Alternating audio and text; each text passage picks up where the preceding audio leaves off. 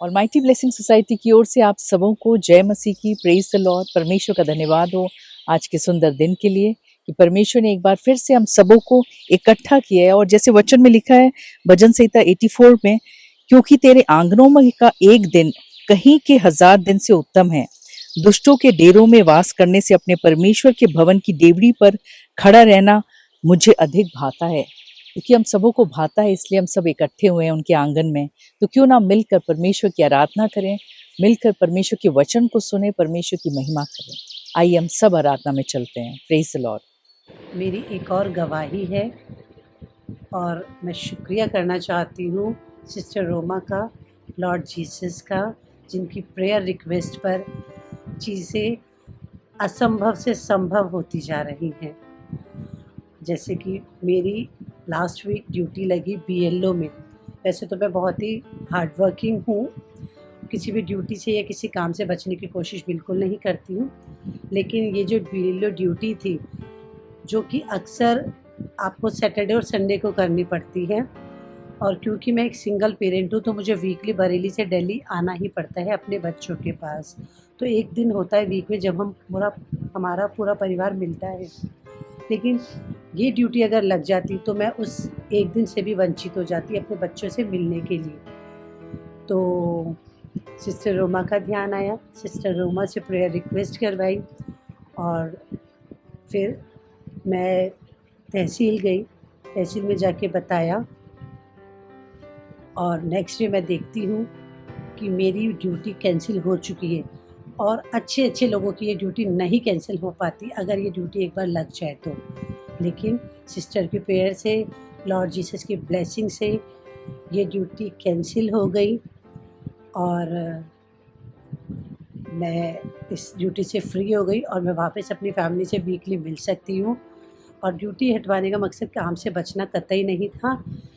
चाहे इस ड्यूटी की जगह मेरी 10 और एकेडमिक ड्यूटी लग जाए, मुझे परवाह नहीं, लेकिन ये ड्यूटी कहते हैं एक बार लग जाए तो जल्दी से हटती नहीं है। तो ये ड्यूटी मेरी कैंसिल हो गई, मुझे बहुत बड़ा रिलीफ मिला, और मैं पहले की तरह अपने बच्चों से वीकली मिल लिया करूँगी। तो thank you sister Roma, thank you Lord Jesus. आपकी प्रेयर में बहुत अपार शक्ति है, और जब जब आप प्रेयर करते हो हमारी सारी प्रॉब्लम्स दूर होती है। Thank you sister Roma, Lord Jesus और आप सभी का।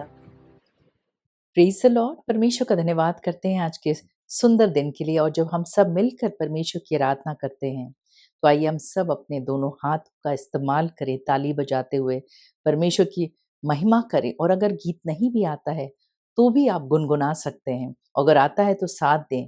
और परमेश्वर की आराधना हम सब करते हैं क्योंकि उन्होंने हम सबों के जीवनों में बड़े बड़े काम किए हैं। ये समय है धन्यवाद का। और जैसे भजन संहिता 147 के 7 में लिखा है, धन्यवाद करते हुए यहोवा का गीत गाओ, वीणा बजाते हुए हमारे परमेश्वर का भजन गाओ। आइए हम सब इन दो हाथों से वीणा बजाते हुए परमेश्वर के भजनों को गाते हैं। झंडा ये प्रेम का मेरे दिल से लहराता, मेरे दिल से लहराता, मेरे दिल से लहराता। झंडा ये प्रेम का मेरे दिल से लहराता, राजा यीशु मेरे दिल में है। ऊंचे उठाओ दिल से गाओ, सारा जग जाने, सारा जग जाने, सारा जग जान। ऊंचे उठाओ दिल से गाओ, सारा जग जाने, राजा यीशु मेरे दिल में है। Love is the flag flown high from the castle of my heart, from the castle of my heart, from the castle of my. Love is the flag flown high from the castle of my heart. Jesus Christ is in my heart. So lift it high in the sky, let the whole world know, let the whole world know, let the whole world know. So lift it high in the sky, let the whole world know, Jesus Christ is in my heart. Jesus Christ is in my heart. धन्यवाद परमेश्वर। इधर खाला शीदर खाला शीदर खाला इधर खोरबा इधर खाला इधर शोरबा इधर सुदरबा खाला। धन्यवाद धन्यवाद करते हैं परमेश्वर आपकी उत्तम योजनाओं के लिए। धन्यवाद करते हैं परमेश्वर आपकी परमेश्वर उस महान बलिदान के लिए जो क्रूस में आपने पूरा किया परमेश्वर। हम धन्यवाद करते हैं उन 39 कोड़ों के लिए जो आपने सहा परमेश्वर हमारे खातिर। हम धन्यवाद करते हैं परमेश्वर आपके अद्भुत आश्चर्य कर्मों के लिए परमेश्वर। सभी बातों के लिए हम धन्यवाद करते हैं और अपनी तमाम बोझ चिंताओं को आपके सम्मुख रखते हैं। इस वक़्त जितने भी लोग बंधे हुए हैं परमेश्वर, बंधन में हैं, बोझ और चिंताओं में हैं परमेश्वर, निराशाओं में हैं, उनकी सभी बोझ चिंताओं को आपके सम्मुख रखते हैं। क्योंकि आपको हर एक जन के परमेश्वर, हर एक जन का ख़्याल है। आइए हम सब मिलकर परमेश्वर की महिमा करें। होता शादमान उसमें मैं, क्योंकि प्यारा यीशु मिला। ढूंढा फजल से आज मुझे, पापी को मुझे मिला। आत्मा से सारे दिल से अद्भुत यहोवा की स्तुति करती। उठता तूफान लहरें बढ़ती, दिल से मैं जब गाती। हालेलुया। आत्मा से सारे दिल से अद्भुत यहोवा की स्तुति करती। उठता तूफान लहरें बढ़ती, दिल से मैं जब गाती। लेटी रहूंगी कश्ती में मैं, तूफानी हवाएं घबराए भले। पानी पे चल कर आएगा वो ही है यूं बचाता। आत्मा से सारे दिल से अद्भुत यहोवा की स्तुति करते। उठता तूफान लहरें बढ़ती, दिल से मैं जब गाती।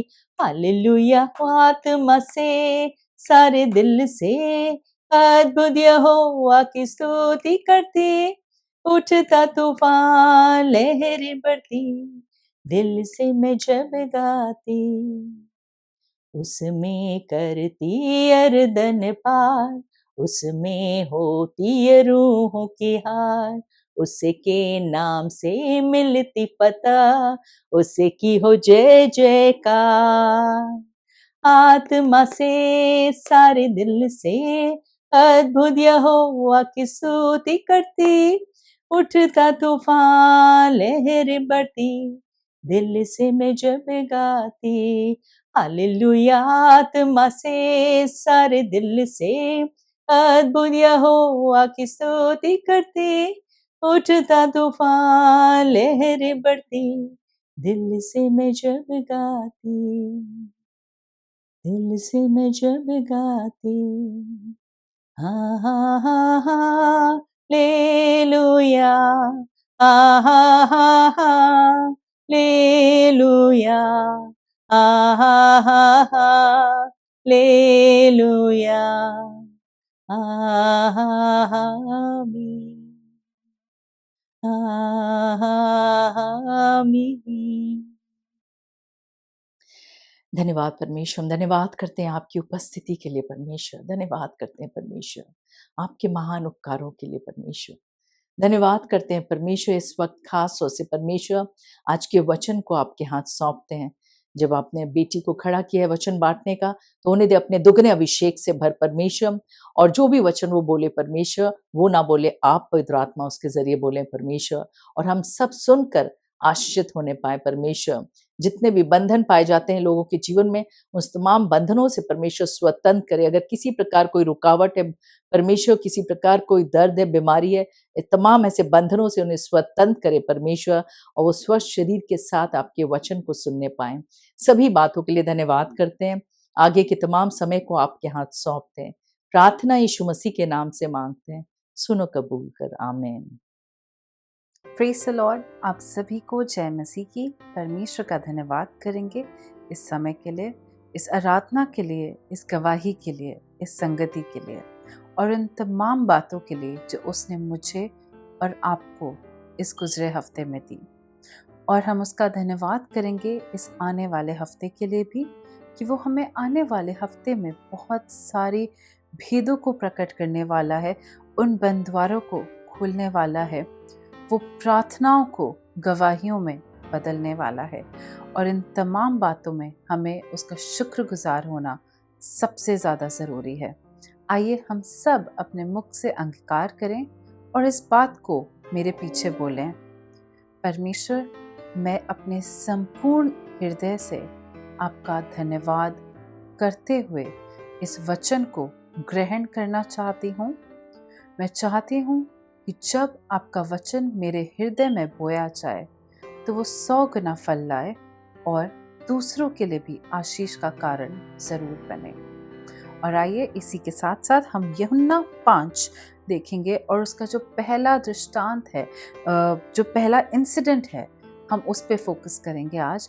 और ये पूरा अगर हम 1 से पूरा 15 तक पढ़ें तो हमें ये पूरा जो घटना घटित हुई होती है बेथसदा में, उसके बारे में जान पड़ता है। और इसकी कहानी को मैं एक समरी में बताना चाहूँगी।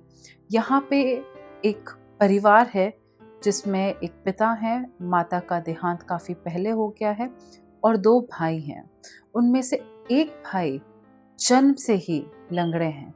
उनको कोई ऐसी पैरालिटिक अटैक है बचपन से ही, जब से उनका जन्म हुआ है, जिसके कारण वे स्वयं चल फिर नहीं सकते हैं। उनकी रीढ़ की हड्डी ने एक ऐसी नस दबा रखी है कि वे अपने पैरों पे ना खड़े हो सकते हैं, ना वो स्वयं बैठ सकते हैं, ना वो लेट सकते हैं। और यहीं पे दूसरा एक भाई है जो जब मैंने इस परिवार पे अध्ययन किया था, इस घटना पे अध्ययन किया, तो ये जान पड़ता है कि इनके जो दूसरे भाई हैं वो एक सिपाही बनने के लिए जो उस समय जो कम्युनिटीज़ थी उधर के वो ज़ेलट्स में से एक कहलाए जाते थे। और वो अपने भाई को अकेला छोड़ के वो सिपाही बनने के लिए आगे चले गए थे। वे बेहद प्रेम करते थे अपने भाई से, लेकिन उनकी कुछ जिम्मेदारियां थी, एक सिविलियंस रिस्पॉन्सिबिलिटी के चलते वो चले गए। और यहाँ पे इनका ये भाई जो जन्म से ही एक लकवे का मारा था, एक ऐसा इंसान जो चल नहीं सकता था, जिसको एक इतनी बड़ी पीड़ा थी, उसे अकेला छोड़ के वे चले गए। और जब ये अकेले पड़ गए तो इन्होंने एक ऐसे स्थान के बारे में सुना जिसको कहते हैं शिलो का कुंड, जो बेथसदा में है, पाया जाता है। और इस कुंड की एक खास बात है कि हफ्ते के एक दिन में सिर्फ एक बार इस कुंड का पानी स्वर्गदूत परमेश्वर की आज्ञा के अनुसार हिलाते थे। और जो कोई भी उस कुंड में सबसे पहले उतर गया जब वो पानी हिलाया जा रहा है, तो उसे चंगाई प्राप्त हो जाती थी।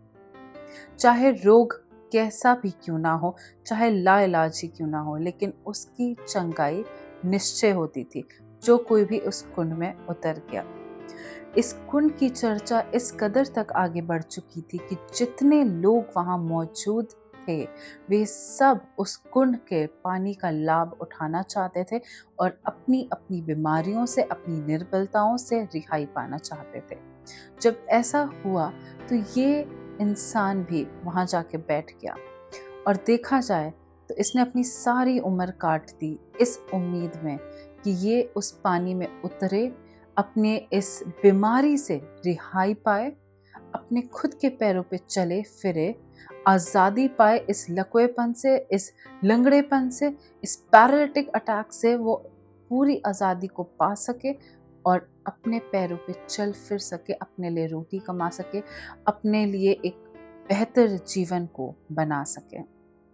तो ये आदमी अपनी खाट लेके वहाँ बैठ गया, या यूं कह सकते हैं कि इसने मदद मांगी और लोगों ने इसे बैठा दिया वहाँ पे। हर हफ्ते सब्त के दिन जब ये पानी हिलाया जाता था तो कभी ना कभी कोई इसके ऊपर रौंद के चला जाए, कोई इसको धक्का मार के चला जाए, या फिर ये थोड़ा धीमे पड़ जाए और लोग इससे पहले उस पानी में उतर के उस आशीष को प्राप्त कर लेते थे। यही करते करते पूरे 38 साल 38 इयर्स गुजर गए और ये आदमी कभी भी उस पानी में उतर नहीं पाया। इसका दर्द और दुख इतना बढ़ चुका था कि इसकी शक्ल पे निराशा झलक झलक के बाहर आती थी, उभरती थी। इतना ज़्यादा इसकी आंखों में वो निराशा दिखती थी लोगों को। लेकिन जब भी कोई निराश होता है, ऐसा हो ही नहीं सकता कि हमारे परमेश्वर, हमारा यीशु मसीह उस निराश व्यक्ति को आशा ना दे। और यही कुछ होता है इस कहानी में भी। यीशु मसीह ने स्पेसिफिकली अपने रूट को चेंज करके, अपने रास्ते को बदला, अपने प्लान को बदल के वो गए और इस व्यक्ति से भेंट की। और सबसे पहला प्रश्न उन्होंने इस व्यक्ति से यही पूछा, क्या तू चंगा होना चाहता है? जब इस व्यक्ति ने इस बात को सुना तो उसने हाँ या ना नहीं बोला। उसने सबसे पहले वो बात बोली जो उसके जहन में थी, उसके मन में 38 सालों से थी, और वो ये थी कि इससे पहले कि मैं उतरूं इस पानी में, कोई और मेरे से पहले चला जाता है और मैं हर बार हार जाता हूँ, हर बार मैं पीछे रह जाता हूँ, हर बार मुझे नाकामयाबी मिल जाती है और इस बीमारी से कभी छुटकारा प्राप्त नहीं होता। उसने शायद सवाल को सही ना समझा। उसने सवाल का जो सही अर्थ था उसके अनुसार जवाब नहीं दिया। उसने जो उसके हृदय में था वो सामने रख दिया यीशु मसीह की। शायद वो पहचान नहीं पाया था कि जिस चंगाई के पीछे वो दौड़ रहा है वो खुद उसको दस्तक दे रही है, उसके सामने खड़ी है। जिस उम्मीद के पीछे पीछे वो जा रहा है, जिस उम्मीद के मारे वो बार बार गिराया जा रहा है, तकलीफ में है, रो रहा है, निराश है, वो उम्मीद खुद घूमकर उसके सामने खड़ी है और उससे पूछ रही है, क्या तू चंगा होना चाहता है? जिस परमेश्वर के अनुग्रह के कारण जो स्वर्गदूत उस कुंड के पानी को हिलाते थे, वही परमेश्वर ने अपने पुत्र को, वही परमेश्वर स्वयं उस आदमी के सामने खड़े हैं, क्योंकि उन्होंने उसके इस इंतज़ार को देखा है। और फिर जब हम देखते हैं तो आगे ये पढ़ते हैं कि यीशु मसीह ने उस इंसान पर दया की और उसको झट चंगा कर दिया। तुरंत एक क्षण में उसको चंगा कर दिया और उसको कहा, अपनी खाट उठा और चल फिर। और वो आदमी उसी क्षण अपनी खाट उठाया। जीवन में पहली बार बिना सहारे के, बिना लाचारी के उसने अपनी खाट को उठाई और वो चलने फिरने लगा। बहुत खूबसूरत बात लगती है जब हम इस पूरे आयत को पढ़ते हैं, तो बहुत ही प्यारी बात लगती है इसमें कि जब यीशु मसीह ने उससे कहा, अपनी खाट उठाकर चल फिर। नवी आयत कहती है यूहन्ना 5 की, वे मनुष्य तुरंत चंगा हो गया और अपनी खाट उठाकर चलने फिरने लगा। जिस बंधुआई में वो था, वो बंधुआई उसको छोड़ के चली गई।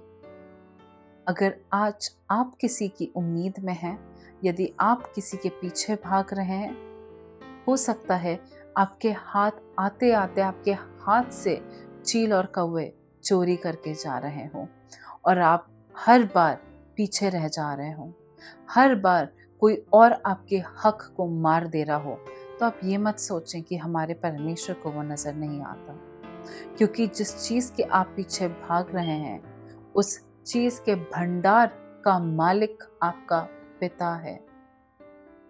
How does that even sound? It sounds amazing, it's astonishing.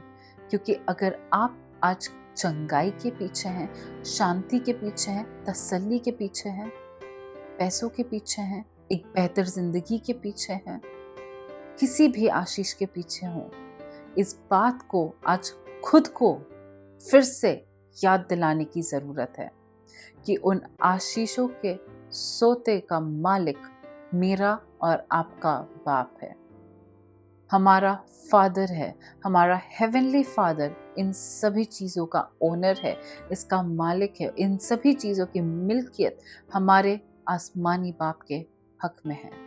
तो सोचें, अगर आपके फादर इतने सभी चीज़ों के ओनर हो तो क्या आपको इन आशीषों के पीछे भागने की ज़रूरत है? बिल्कुल नहीं। आपके 38 साल कहाँ ज़ाया हुए हैं उससे फ़र्क नहीं पड़ता।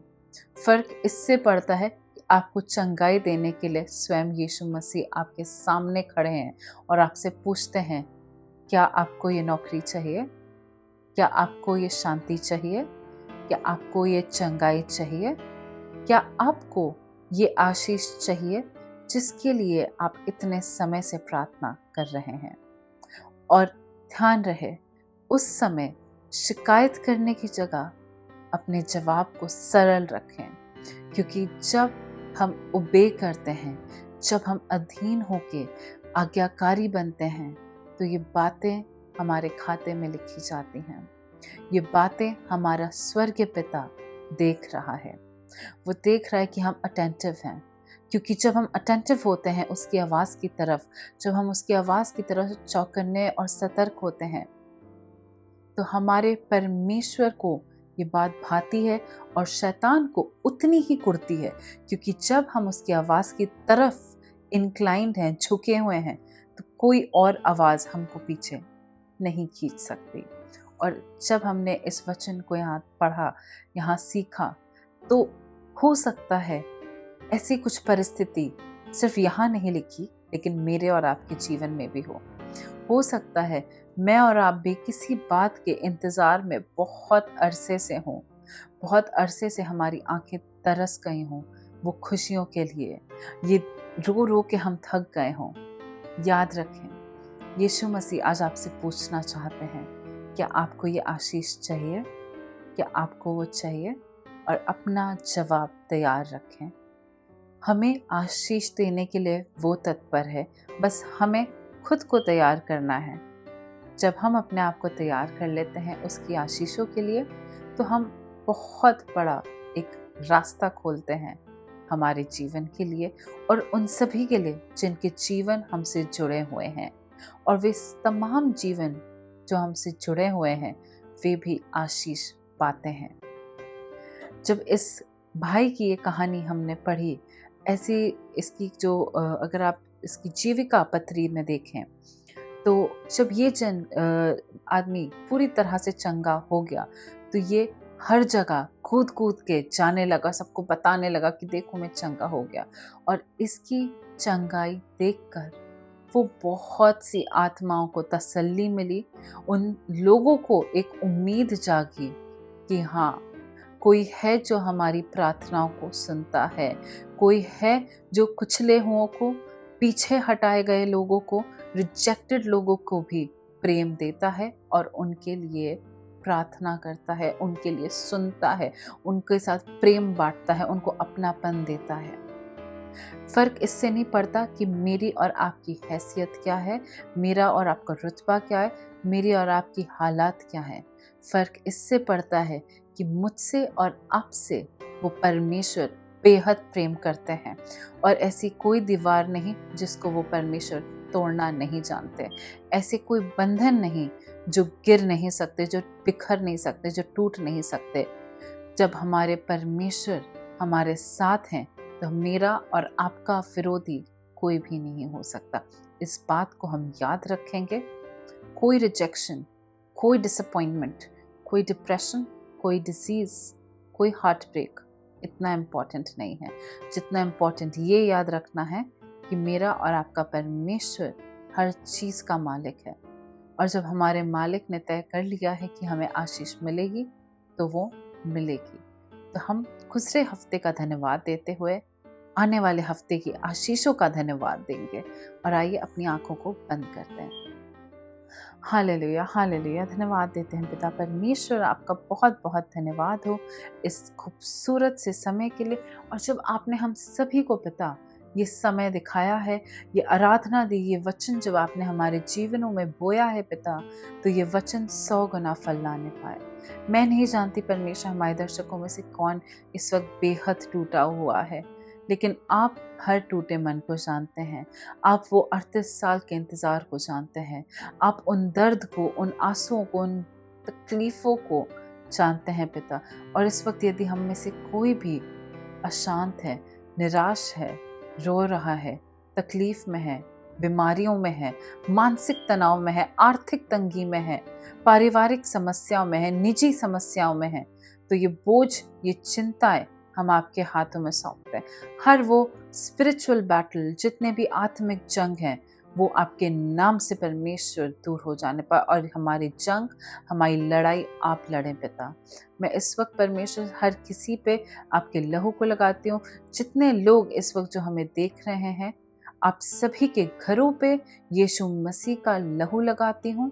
आपके सामानों पे, आपकी नौकरी पे, आपके भविष्य पे, आपके घर में जितने लोग मौजूद हैं, हर एक जने पे यीशु मसीह का लहू लगाती हूँ। उसका डिवाइन प्रोटेक्शन मांगते हैं और चाहते हैं परमेश्वर कि आपका डिवाइन इंटरवेंशन हमारे लाइफ्स के हर एक एस्पेक्ट में होने पाए।